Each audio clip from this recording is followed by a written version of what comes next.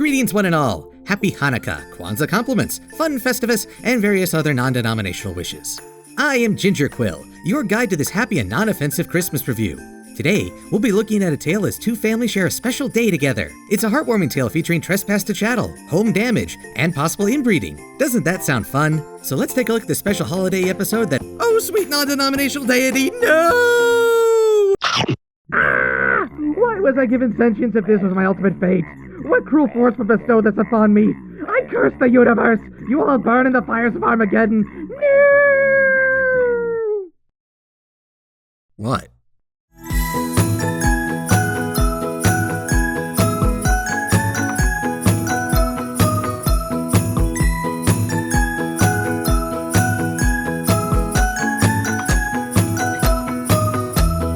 Gonna start this off by saying that Twilight's Castle has never looked better. Between the hearth-warming lighting and the snow, it actually meshes with the rest of the town. I don't mean that with any snark, it really does create a unified look. Less forgiving towards the interior because while brighter than past episodes, it's still a chilly looking place that doesn't match the holiday celebration. At least the magical tree gifted Twilight with a fireplace so she might receive a visit from... Happy Hearth-warming Eve! How desensitized does one have to be to giggle away someone entering via chimney? Actually, hang on to that idea for later. So this episode expands upon the ideas behind hearthwarming, including traditions both national and personal. Case in point, it appears that hearthwarming requires that ponies make dolls of themselves. I can only marvel at the plushie industry within Equestria. Hello, I'd like to order 10 plushies of Princess Luna for hearthwarming. Is she going to be celebrating with you? Mind your own beeswax. Every pony knows you don't open presents till tomorrow. Ever since then, we've always opened them the night before. Now pay attention, class. What Applejack just presented is a fallacy known as alleged certainty. It's basically asserting that a conclusion is certain without any proof or support. However, I like to express it as assuming that the rest of the world thinks the same as oneself. This will be Applejack's undoing for this episode, though she's pretty mellow at the beginning. She's even open to the idea that there might be alternatives. And I reckon it can't be how Pinky's does it. Is it? And as we give one last well wish to Twilight and Spike, we find out what kind of gift he's getting. I usually just get one present. A book. Continuity can sometimes disappoint. Yet neither sleet nor snow shall keep the Exposition Express from its destinations. Why, it's ferrying the likes of the Home Alone mom, the bromance from Planes, Trains, and Automobiles, and let's not overlook that fellow in the back.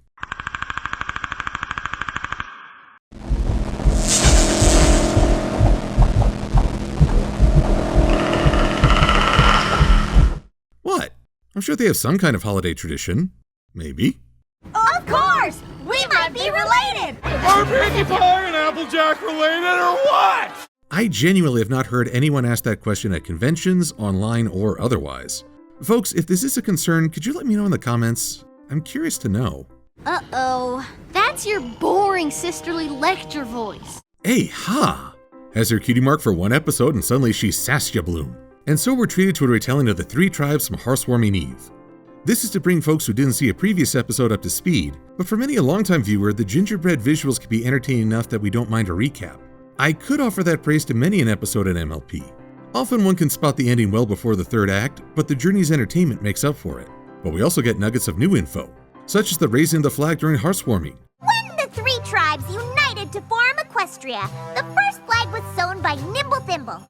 Even though this holiday is modeled after Christmas, there are elements of the 4th of July as well. So it's an interesting blend, though the emphasis is still more on family. Then again, family and patriotism aren't mutually exclusive. Sounds like the apples and the pies do everything the same way. Anywho, let's add some awesomeness to this episode with the return of Maud Pie. Seriously, I don't know of an episode that isn't more awesome thanks to Maud's presence. I hope you had fun sledding yesterday. There's specks of extrusive andesite on your hoof. It's a mountain rock. Elementary, my dear apples. But let's expand on this slice of pie with the return of Pinky's family. We have igneous rock pie and cloudy quartz, middle kid syndrome poster child limestone pie, and Fluttershy 2.0 marble pie. Funny thing is that out of all these characters, it's Limestone who brings out a different side of Pinky. Or Holder's Boulder. These two grew up together, so it makes sense that Limestone would bring out some of Pinky's frustrations. There, you happy now? Meanwhile, Marble shows that Big Macintosh is taking heed of the opposite sex. Now, that is a can of worms. These two might be related, making this a little, creepy. But let's take a look back at when Pinkie discovered they might be related. Look at how far back she had to unravel that scroll. How many generations back is that common link? I bet there are a ton of unexpected crossroads in family trees. How did epic rap battles of history put it? From Poland to Korea, Arabic to land. Now my DNA's in dudes from New York to Japan. Ha! That's right, Silver. In fact, a paper on historical genetics published in 2003 revealed that 1 in 200 men within the world are direct descendants of the Mongolian warlord. Tyandaga, what are you— The Y chromosome is passed directly from father to son and is therefore easier to trace historically. Sweetie Bloom, why are we talking about— In fact, many people view this abundance of a super Y lineage as a winner-take-all approach to history and the human population. About 0.5% of men in the world carry Khan's lineage. This seems very non-heartwarming-y. Now that might not sound like a lot, but 0.5% of the world's population translates into roughly 15 million individuals spanning the globe. So it's really not that surprising that family trees might intersect in surprising ways. What are you two doing? Science! Huh. Okay then. Anywho, things start off well enough, but it's around dinner time that things start to go south. And I don't just mean Limestone psycho grin. We have rock soup. Yes, apparently this family is so bland they actually have rocks in broth. I honestly can't imagine how these ponies do— Oh my golly gosh, that dude just bit into a rock. And Pinkie finished her meal, so she had to have eaten that rock as well. I mean, what is this family? Could they all be the strongest ponies in Equestria? Actually, Silver, the answer might surprise you. Oh no, not again. There are a lot of factors involved with calculating the force needed to break rock, including the type of rock involved. Some types, like limestone, are relatively easy to break, which might explain limestone pie's own hostile nature. And I'm in charge.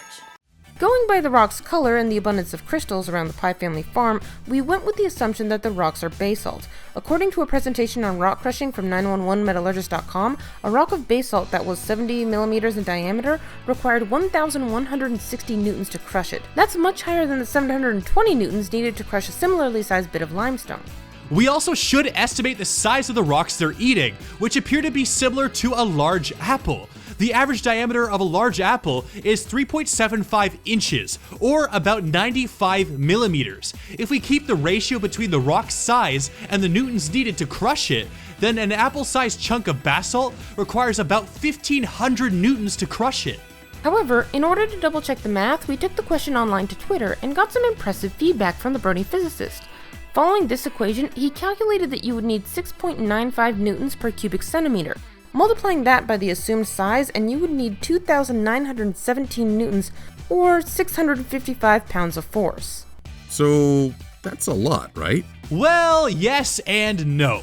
It's certainly more than any human could easily produce, as our maximum bite is averaged around 150 pounds of force for male molars and 108 pounds of force for female molars, but for horses, it's a little bit different. Unlike humans, equine physiology is pretty consistent. Your average horse bite can generate 1,000 pounds of force in a bite. Believe me, you do not want to be careless when studying a horse's teeth. You could lose a finger. 1,000 pounds of force translates into 4,500 newtons. Regardless of the separate figures we reached, both are well within the horse's ability. We should note, however, that there are a variety of other factors, including the strength of the horse's teeth, the distribution of the bite across a surface, the composition of the stone, and even environmental influences. To put it simply, don't try to test this with a real horse. It's not a good idea. Wait. Are you saying that Igneous's noshing on that chunk of rock isn't exceptional? Depends on how you look at it. From a human perspective, it would be absolutely amazing, but to the average horse, it really wouldn't be all that big. It just shows that what some consider average can actually be exceptional by another group's standards, so it's best not to try and judge simply by comparison. As Teddy Roosevelt said, comparison is the thief of joy. Well, that's not totally true. You know what's stealing my joy? What? The fact that you're using science to make something I consider awesome to sound ho-hum to ponies! Stop ruining this show with science! Turns out the Pie family also carves heartwarming dolls. AJ's representation looks a lot like Gloop from the Herculoids. Or is it Gleep? They look the same. Oh, give me a break. I mean, you don't have a skeletal structure. How can you have facial characteristics? Oh, don't even start quoting 4chan memes at me, bucko.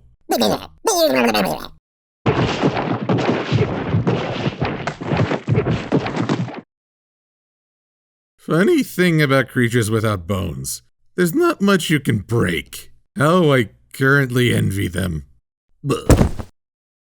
The situation takes on a mixed feeling as the families pair off for a special hunt. It's here that we get to see Apple Bloom bond with Maud, and Big Mac and Marble Pie find a connection over duo syllables. Yep. And we find how the Pie family started. The choosing stone decreed, thou shalt love one another. And lo, it was so. Wait a minute, they have a stone that ships ponies? That's our job. I'm not turning over my shipping privileges to a rock. And I will act bad too, so that something else is the target of your anger.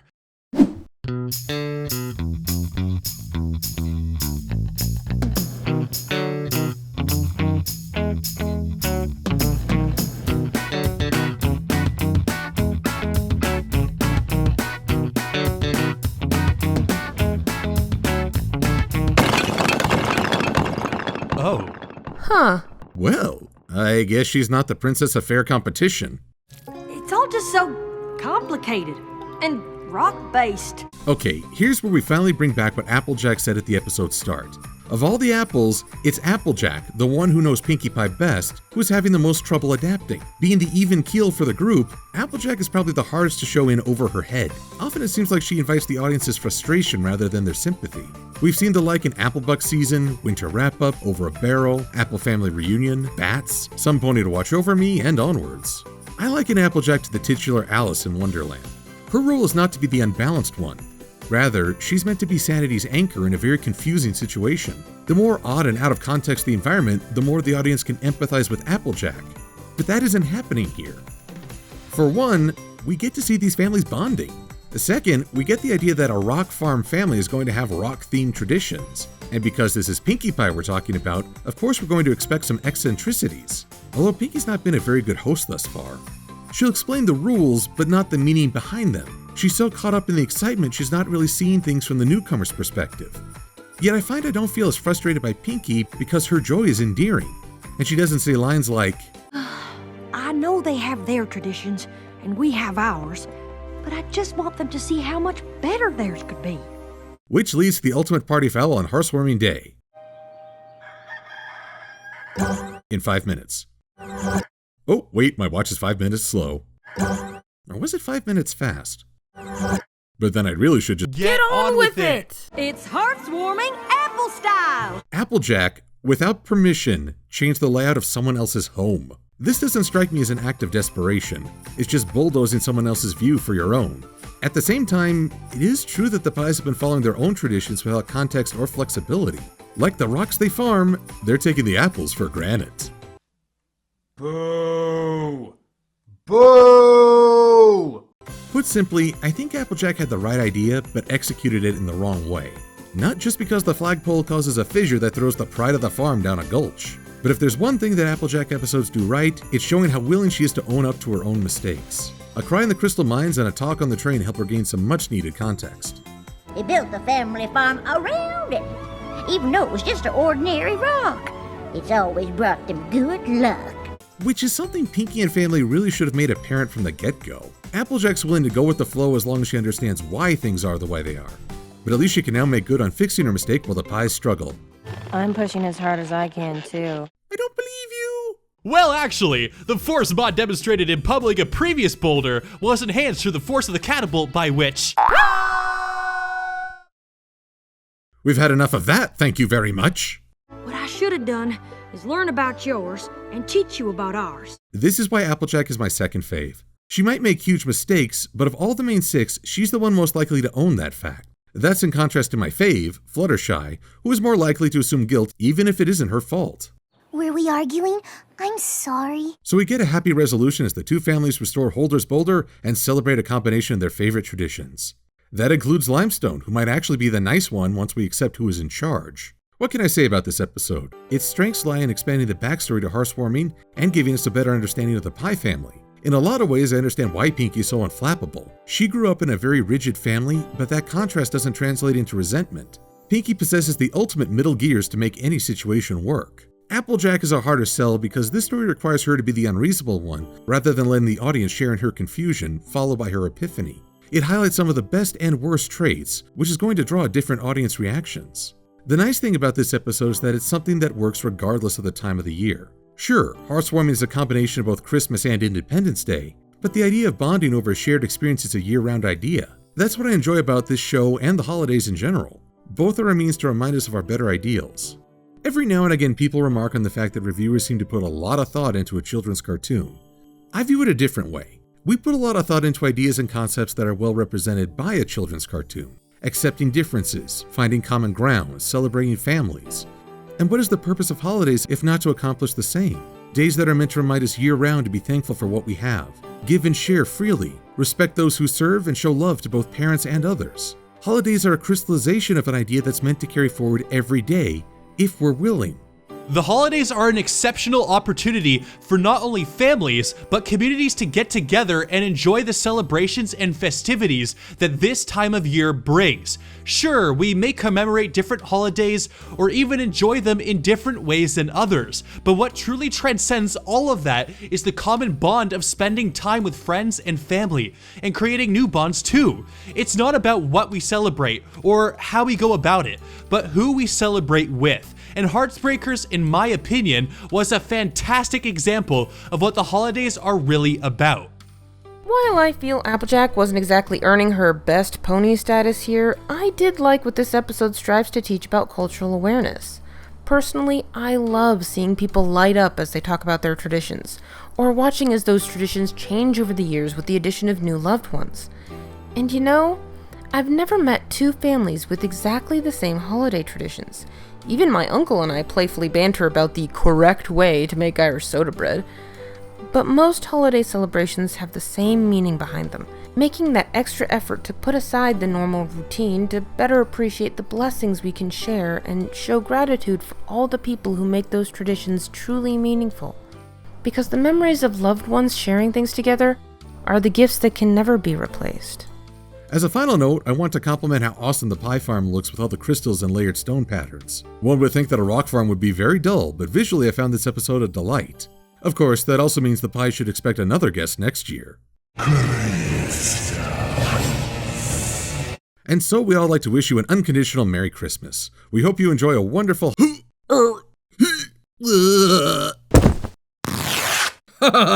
I defy the fates and any who would destroy me. Look out, world! Here comes Ginger Quill!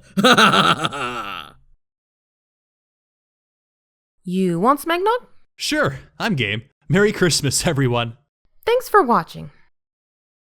That's my line. Blech.